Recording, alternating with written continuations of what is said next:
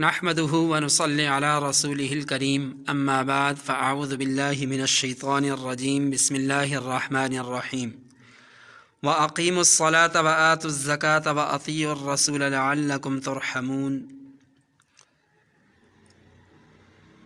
زکوٰۃ اسلام کے بنیادی ارکان و فرائض میں سے ایک ہے۔ قرآن و سنت میں اس کی بڑی تاکید ہے اور اس کے بڑے فضائل بیان ہوئے۔ یہ بات یاد رکھے کہ زکوٰۃ کی ادائیگی کسی مہینے کے ساتھ خاص نہیں ہے کہ صرف اسی مہینے میں زکوٰۃ ادا کی جا سکتی ہے، اس کے علاوہ ادا نہیں کی جا سکتی، بلکہ زکوٰۃ میں سال پورا ہونے کا اعتبار ہے۔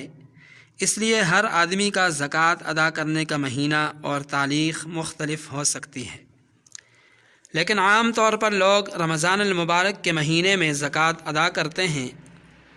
اور اس کو ضروری بھی سمجھتے ہیں، اور رمضان المبارک کا مقدس بابرکت مہینہ عنقریب شروع ہونے والا ہے،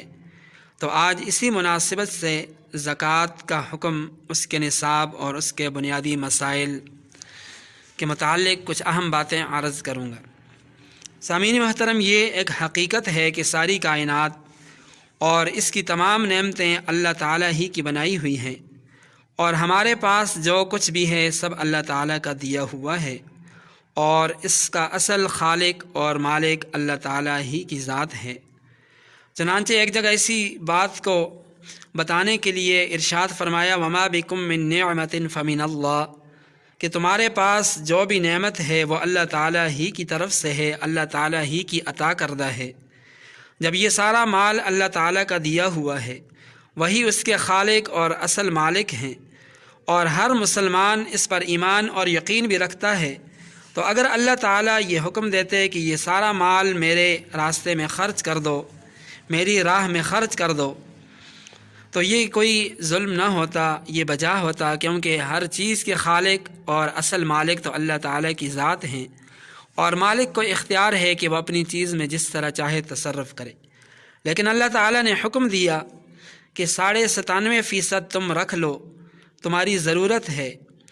تم اپنی ضروریات میں صرف کرو، اور صرف 2.5% اپنے مال کا صحیح حساب کر کے زکوٰۃ ادا کر دو۔ اسی کو سورہ بقرہ کے آغاز میں اس انداز سے بیان فرمایا، وَمِمَّا رَزَقْنَاهُمْ يُنْفِقُونَ، ایمان والوں کی صفات بیان کرتے ہوئے فرمایا کہ ایمان والے وہ ہیں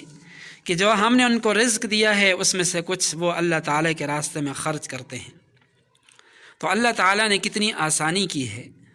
کہ 100 میں سے 97.5 تم اپنے پاس رکھ لو، صرف 2.5% ادا کر دو۔ اب بھی اگر 2.5% بھی کوئی صحیح طور پر ادا نہ کر سکے تو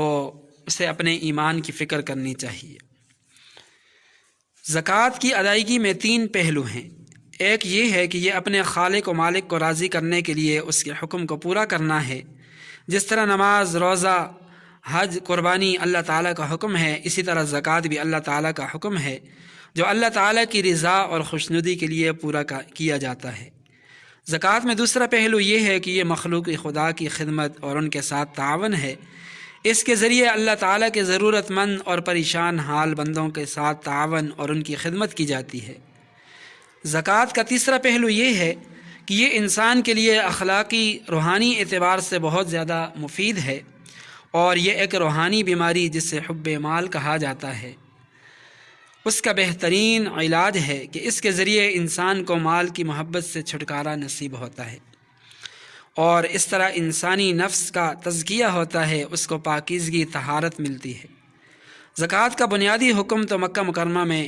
ابتدائے اسلام ہی میں نازل ہو چکا تھا،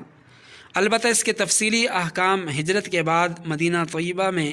سن 2 ہجری میں نازل ہوئے۔ زکوٰۃ کا لفظی معنی ہے پاک ہونا اور بڑھنا۔ زکوٰۃ کو زکوٰۃ اسی لیے کہا جاتا ہے کہ جب آدمی اپنے مال کا صحیح طور پر حساب کر کے اس کی زکوٰۃ ادا کر دیتا ہے تو اس کا باقی ماندہ جو مال ہے اس کے پاس وہ پاک صاف ہو جاتا ہے، اور اس مال میں برکت اور اللہ تعالیٰ کی طرف سے اضافہ ہوتا رہتا ہے۔ زکوٰۃ کن چیزوں پر فرض ہے؟ تو زکوٰۃ بنیادی طور پر 4 چیزوں میں فرض ہوتی ہے، جن کو اموال زکوٰۃ کہا جاتا ہے: سونا، چاندی، نقدی اور مال تجارت۔ سونے کا نصاب 7.5 تولہ جبکہ چاندی کا نصاب 52.5 تولہ ہے۔ لہٰذا اگر کسی کے پاس صرف سونا ہے، اس کے علاوہ اور کچھ بھی نہیں، نہ چاندی ہے، نہ نقدی رقم ہے، نہ مال تجارت ہے، بلکہ صرف سونا ہے، تو اس کا نصاب 7.5 تولہ سونا ہوگا۔ اگر سونا 7.5 تولہ ہے تو زکوٰۃ فرض ہوگی، ورنہ نہیں۔ اگر کسی کے پاس صرف چاندی ہے، باقی تینوں چیزیں نہیں ہیں، تو چاندی کا نصاب 52.5 تولہ چاندی ہے، یعنی اگر اس کے پاس 52.5 تولہ چاندی ہے تو زکوٰۃ فرض ہوگی، ورنہ نہیں۔ اور اگر کسی کے پاس کچھ سونا ہے، کچھ چاندی ہے، کچھ نقدی ہے، کچھ مال تجارت ہے، یا ان میں سے بعض چیزیں ہیں لیکن ان میں سے کوئی بھی چیز اپنے نصاب تک نہیں پہنچتی، تو ایسی صورت میں ان سب کی قیمت لگا کر دیکھیں گے کہ اگر ان کی مجموعی قیمت 52.5 تولہ چاندی کی قیمت کو پہنچ جائے تو اس شخص پر زکوٰۃ فرض ہوگی، ورنہ نہیں۔ سونے چاندی سے متعلق یہ بات یاد رکھیں کہ سونا چاندی کسی بھی شکل میں ہو، ان پر زکوٰۃ لازم ہوگی، چاہے وہ سکے کی شکل میں ہوں، یا زیورات کی شکل میں ہوں، یا برتن کی شکل میں ہوں، یا زیورات کی شکل میں ہوں، اور زیورات استعمالی ہوں یا غیر استعمالی ہوں۔ جہاں تک نقدی رقم کا تعلق ہے تو وہ بھی کسی بھی شکل میں ہو، کسی بھی کرنسی میں ہو، وہ قابل زکوٰۃ ہے۔ اگر کسی نے مکان بنانے کے لیے یا خریدنے کے لیے یا بیوی یا بچوں کی شادیاں کرنے کے لیے یا حج عمرہ کرنے کے لیے رقم رکھی ہو تو اس پر بھی زکوٰۃ فرض ہوگی، اس کو بھی نصاب کے اندر شامل کیا جائے گا۔ مال تجارت سے متعلق یہ بات یاد رکھیں کہ مال تجارت سے مراد ہر وہ چیز ہے جس کو فروخت کرنے کی نیت سے خریدا ہو اور ابھی تک وہ نیت برقرار ہو۔ مثلا کسی نے گھر خریدا یا کوئی گاڑی خریدی فروخت کرنے کی نیت سے کہ اس کو آگے فروخت کر کے نفع حاصل کروں گا، اور ابھی تک اس کی یہ نیت قائم ہے، باقی ہے، تو زکوٰۃ کے اندر دیگر اموال کے ساتھ ساتھ ان کی مجموعی قیمت کا حساب لگا کے اس پورے مجموعے کی زکوٰۃ ادا کرنا ضروری ہوگا۔ زکوٰۃ کے نصاب، صدقہ فطر اور قربانی کے نصاب میں کچھ فرق ہے، اس کو سمجھنا بھی ضروری ہے۔ پہلا فرق یہ ہے کہ زکوٰۃ کے مال پر 1 سال گزرنا ضروری ہے، جبکہ صدقہ فطر اور قربانی کے نصاب پر سال گزرنا ضروری نہیں۔ لہٰذا کوئی آدمی پہلے صاحب نصاب نہیں تھا، لیکن عید الفطر سے پہلے اس کے پاس اتنا مال آ گیا کہ وہ صاحب نصاب بن گیا، تو اس پر عید الفطر کے دن صدقہ فطر دینا واجب ہے۔ دوسرا فرق یہ ہے کہ زکوٰۃ میں صرف سونا، چاندی، نقدی اور مال تجارت کا حساب کیا جاتا ہے، لیکن صدقہ فطر اور قربانی کے نصاب میں ان کے علاوہ ضرورت سے زائد سامان کا بھی حساب لگایا جاتا ہے۔ ان سب کا حساب لگانے کے بعد اگر کوئی صاحب نصاب بن جاتا ہے تو اس پر صدقہ فطر اور قربانی واجب ہوگی۔ لہذا اگر جس آدمی کے پاس زکوٰۃ کا نصاب بھی ہے، صدقہ فطر اور قربانی کا نصاب بھی ہے، اس پر زکوٰۃ، صدقہ فطر، قربانی تینوں چیزیں اس پر لازم ہیں، اور اس کے لیے زکوٰۃ کی رقم لینا ناجائز ہے۔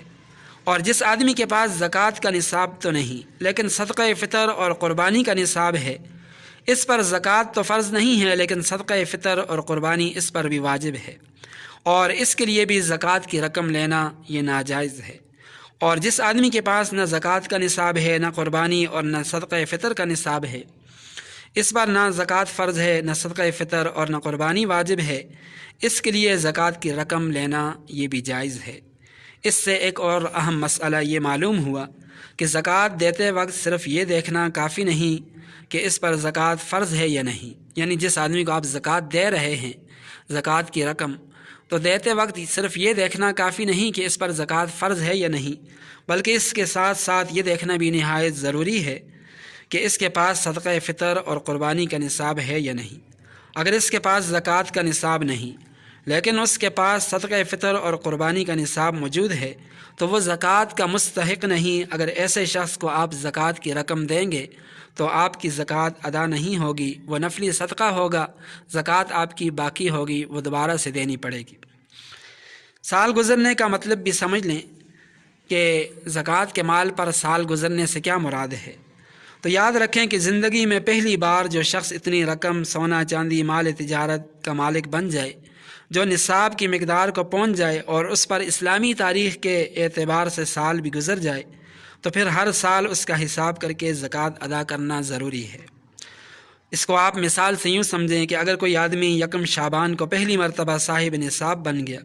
پھر درمیان سال کچھ پیسے کم ہو گئے یا کبھی زیادہ ہو گئے، لیکن آئندہ سال یکم شعبان کو وہ صاحب نصاب ہے تو اس کا حساب کر کے زکوٰۃ دینی ہوگی۔ درمیان سال رقم کم یا زیادہ ہونے سے کوئی فرق نہیں پڑتا۔ اسی سے ایک اہم مسئلہ یہ بھی معلوم ہوا کہ جو لوگ رمضان المبارک ہی میں زکوٰۃ ادا کرنا ضروری سمجھتے ہیں تو یاد رکھیں کہ زکوٰۃ ادا کرنے کا تعلق کسی ایک مہینے کے ساتھ خاص نہیں، بلکہ جو آدمی جس مہینے یا تاریخ کو صاحب نصاب بنا اسی تاریخ کے اعتبار سے، اسی مہینے کے اعتبار سے زکوٰۃ ادا کرنا لازم ہے۔ البتہ اسی وقت یک مشت ادا کرنا یہ ضروری نہیں، لیکن کوشش یہی ہونی چاہیے کہ جتنا جلدی ہو سکے اس بوجھ کو اپنے سے اتار دینا چاہیے، زکوٰۃ ادا کر دینی چاہیے۔ اللہ تعالی ہم سب کو سمجھنے کی اور عمل پیرا ہونے کی توفیق عطا فرمائے۔ وآخر دعوانا ان الحمد للہ رب العالمین۔